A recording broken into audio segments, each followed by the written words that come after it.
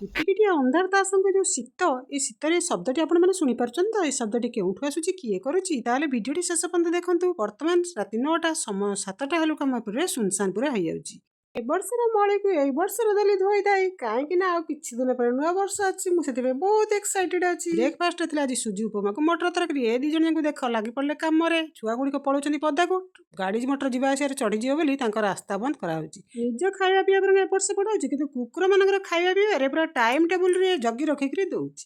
ଲଞ୍ଚରେ ଥିଲା ବିଭିନ୍ନ ପ୍ରକାର ଆଇଟମକୁ ନିରାମିଷ ଖାଇବା। ଭିତରୁ ମଗେଇଥିବା ଟିସ୍ ସାର୍ଟି ଆସି ପହଞ୍ଚି ଯାଇଥିଲା ମୋ ପୁଅର। କେମିତି ଅଛି ସାଙ୍ଗମାନେ ଆପଣମାନେ ନିଶ୍ଚିତ ଭାବେ କମେଣ୍ଟସ୍ କରନ୍ତୁ। ଭଗବାନଙ୍କ ପାଖରେ ପ୍ରାର୍ଥନା କରିଥିଲି ଭଲ ମଣିଷଟିଏ ପାଇଁ, ହେଇଥିଲେ ଏତେ ଭଲ ବେଳେବେଳେ ତାଙ୍କ କାମ ଦେଖି ମୁଁ ଇମୋସନାଲ ହେଇଯାଏ। ଇଭିନିଂ ପାର୍ଟିରେ ଆଜି ଆମର ଜମି ଯାଇଥିଲା କିଛି ଛଣାଛଣିକୁ ନେଇ। ଭିଡ଼ିଓ ଆରମ୍ଭରୁ ଆପଣ ଯେଉଁ ଭୟଙ୍କର ଶବ୍ଦ ଶୁଣିଥିଲେ, ଏଇ ଯେଉଁ ଚାକୁଣ୍ଡା ଗଛ ଅଗରେ ଗୋଟେ ଦନ୍ତା ବସିକିରି ଏମିତି ତାର ଖତେଇ ହେଉଛି। ରାତିରେ କୋଉଠି ମାଙ୍କଡ଼ ଏମିତି ଖତେଇ ହେବାର ଆପଣମାନେ ଶୁଣିଛନ୍ତି? ଏବେ ଦେଖନ୍ତୁ କି ସମୟ ଆସି ପହଞ୍ଚୁଛି। ଭିଡ଼ିଓକୁ ଲାଇକ୍ ସେୟାର କରନ୍ତୁ। ଜୟ ଜଗନ୍ନାଥ।